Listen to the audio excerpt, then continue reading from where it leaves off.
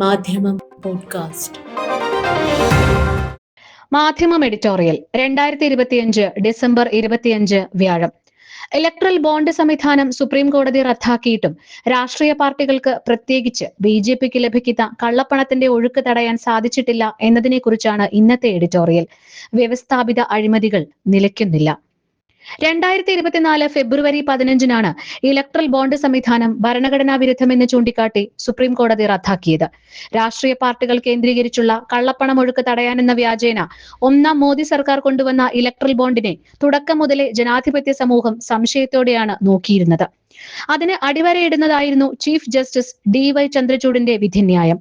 പദ്ധതിക്ക് സുതാര്യതയില്ലെന്നും രാഷ്ട്രീയ പാർട്ടികൾക്ക് ആരൊക്കെ സംഭാവന ചെയ്യുന്നുവെന്നറിയാനുള്ള പൗരന്റെ അവകാശം പ്രസ്തുത സംവിധാനം അട്ടിമറിക്കുന്നുവെന്നും കോടതി നിരീക്ഷിച്ചത് ലോക്സഭാ തെരഞ്ഞെടുപ്പ് ആസന്നമായിരിക്കെ മോദി സർക്കാരിന് വലിയ തിരിച്ചടിയായി. ബിജെപിക്ക് വലിയ തോതിൽ ഫണ്ട് കണ്ടെത്താനുള്ള പദ്ധതി എന്ന വിമർശനം പദ്ധതിയെക്കുറിച്ച് നേരത്തെയുണ്ടായിരുന്നു. കേവലം 5 വർഷം കൊണ്ട് 6000 കോടി രൂപയാണ് ഇലക്ട്രൽ ബോണ്ടിലൂടെ ബിജെപിക്ക് കൈവന്നത്. ഇക്കാലയളവിൽ മൊത്തം രാഷ്ട്രീയ പാർട്ടികൾക്ക് കൂടി ലഭിച്ചത് 9000-ഓളം കോടിയാണെന്നറിയുമ്പോഴാണ് മോദി സർക്കാർ സ്വന്തം പാർട്ടിയുടെ പോക്കറ്റ് വീർപ്പിക്കാനായി വ്യവസ്ഥാപിതമായ അഴിമതിക്ക് കളമൊരുക്കിയത് മനസ്സിലാവുക. ഇലക്ട്രൽ ബോണ്ട് ഇല്ലാതായെങ്കിലും ഭരണവർഗ പാർട്ടികൾക്കുള്ള ഫണ്ട് വരവിൽ ഇപ്പോഴും കുറവില്ലെന്നാണ് പുതിയ കണക്കുകൾ വ്യക്തമാക്കുന്നത്. ഇലക്ട്രൽ ബോണ്ടിന് പകരം ഇലക്ട്രൽ ട്രസ്റ്റിലൂടെ ബിജെപി അടക്കമുള്ള പാർട്ടികൾക്ക് കോർപ്പറേറ്റുകൾ വാരിക്കോരി നൽകിക്കൊണ്ടിരിക്കുന്നുവെന്ന് തിരഞ്ഞെടുപ്പ് കമ്മീഷൻ റിപ്പോർട്ടുകൾ സാക്ഷ്യപ്പെടുത്തുന്നു.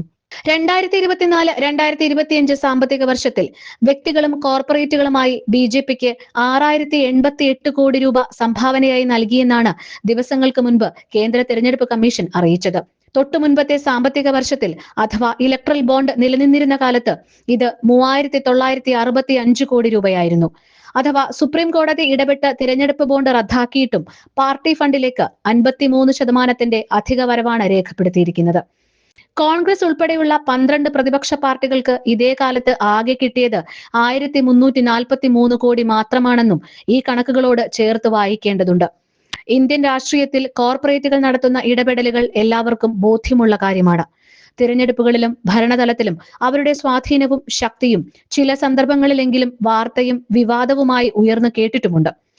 ഇലക്ട്രൽ ബോണ്ട് സംവിധാനം ആവിഷ്കരിക്കുക വഴി ഈ കോർപ്പറേറ്റ് ഇടപെടലുകളെ സ്ഥാപനവൽക്കരിക്കുകയായിരുന്നു മോദി സർക്കാർ.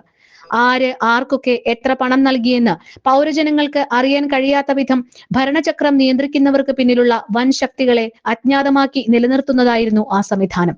അതില്ലാതായിട്ടും ഭരണവർഗ ഫാഷിസ്റ്റ് പാർട്ടിയോടുള്ള കോർപ്പറേറ്റ് സേവ ആരെയും ഞെട്ടിക്കുന്നതാണ്. ഇലക്ട്രൽ ബോണ്ടിനെ എങ്ങനെയാണ് ബിജെപി മറികടന്നത് എന്നതും മേൽ സൂചിപ്പിച്ച കണക്കുകളിലുണ്ട്. ആകെ ലഭിച്ച 6088 കോടിയിൽ ഏതാണ്ട് 60%, അതായത് 3744 കോടി രൂപ ഇലക്ട്രൽ ട്രസ്റ്റുകൾ വഴിയാണ് എത്തിയിരിക്കുന്നതെന്ന് കാണാം. എന്താണ് ഇലക്ട്രൽ ട്രസ്റ്റുകൾ എന്നുകൂടി അറിയുമ്പോഴാണ് കോർപ്പറേറ്റ് ബിജെപി കൂട്ടുകെട്ടിന്റെ ആഴം നമുക്ക് മനസ്സിലാവുക. ഇലക്ട്രൽ ബോണ്ട് തത്വത്തിൽ ലളിതമായിരുന്നു. SBI പുറപ്പെടുവിക്കുന്ന കടപ്പത്രങ്ങൾ വാങ്ങി വ്യക്തികൾക്കും സ്ഥാപനങ്ങൾക്കും ഏത് രാഷ്ട്രീയ പാർട്ടികൾക്കും നൽകാം. പാർട്ടികൾക്ക് അത് പണമാക്കി മാറ്റാം. ഇങ്ങനെ വന്നു ചേരുന്ന പണത്തിന്റെ കണക്ക് വർഷാവർഷം തിരഞ്ഞെടുപ്പ് കമ്മീഷനെ അറിയിച്ചാൽ മതി. കേൾക്കുമ്പോൾ സുതാര്യമെന്ന് തോന്നുമെങ്കിലും അതിൽ വ്യവസ്ഥാപിതമായ അഴിമതിക്ക് വലിയ വഴികളുണ്ട്. ആര് ആർക്കൊക്കെ എത്ര പണം നൽകിയെന്ന് പൗരജനങ്ങൾക്ക് അറിയാൻ കഴിയാത്ത വിധം അണിയറയിലെ വൻ ശക്തികളെ അജ്ഞാതമാക്കി നിലനിർത്താൻ അതിന് കഴിയുമായിരുന്നു. അതിനായി പ്രത്യേക ഫിനാൻസ് നിയമം തന്നെ മോദി സർക്കാർ കൊണ്ടുവന്നു. ഈ കള്ളക്കളിയാണ് സുപ്രീം കോടതി പിടികൂടിയത്. എന്നാൽ ഇലക്ട്രൽ ട്രസ്റ്റ് ഇതിൽ നിന്ന് ഭിന്നമാണ്. വിവിധ കേന്ദ്രങ്ങളിൽ നിന്ന് പാർട്ടി ഫണ്ട് കണ്ടെത്താനുള്ള സവിശേഷ സംഘങ്ങളാണ് ഈ പറയുന്ന ട്രസ്റ്റുകൾ. ഈ ട്രസ്റ്റുകൾ അവരിലൂടെ വന്ന ഫണ്ടിന്റെ വിവരങ്ങൾ കമ്മീഷന് കൈമാറിയാൽ മതി. പോയ സാമ്പത്തിക വർഷം ഇലക്ട്രൽ ട്രസ്റ്റുകളിലൂടെ പാർട്ടികളിലേക്ക് എത്തിയത് 3811 കോടിയാണ്. ഇതിൽ 3744 കോടിയും ബിജെപിയിലേക്കാണ് പോയത്. ഇതിൽ തന്നെ കഴിഞ്ഞ 11 വർഷമായി ബിജെപിക്ക് ഫണ്ട് എത്തിക്കുന്ന പ്രൂഡന്റ് ഇലക്ട്രൽ ട്രസ്റ്റ് എന്ന സംഘമാണ് ഏറ്റവും കൂടുതൽ സംഭാവന പിരിച്ചിരിക്കുന്നത്. ഇവർക്ക് ഫണ്ട് നൽകുന്നതാകട്ടെ മുൻകാലങ്ങളിൽ ഇലക്ട്രൽ ബോണ്ടിലൂടെ ബിജെപിയെ കൈയയച്ച് സഹായിച്ച ഭാരതി എയർടെൽ, മേഘ എഞ്ചിനീയറിംഗ്, DLF തുടങ്ങിയ വമ്പൻ കമ്പനികളും. അപ്പോൾ ചിത്രം വ്യക്തമാണ്. ഇലക്ട്രൽ ബോണ്ടിലൂടെ വന്നുകൊണ്ടിരുന്ന പണമെല്ലാം ഇപ്പോൾ ഇലക്ട്രൽ ട്രസ്റ്റിലൂടെ എത്തേണ്ടവരിലേക്ക് എത്തിക്കൊണ്ടിരിക്കുന്നു. കോർപ്പറേറ്റുകൾ രാജ്യത്തിന്റെ നയം തീരുമാനിക്കാൻ തുടങ്ങിയിട്ട് വർഷങ്ങളായി. ഭരണകൂട കോർപ്പറേറ്റ് അവിശുദ്ധ കൂട്ടുകെട്ടിനെ സ്ഥാപനവൽക്കരിക്കുകയാണ് ഇലക്ട്രൽ ട്രസ്റ്റ് സംവിധാനവും.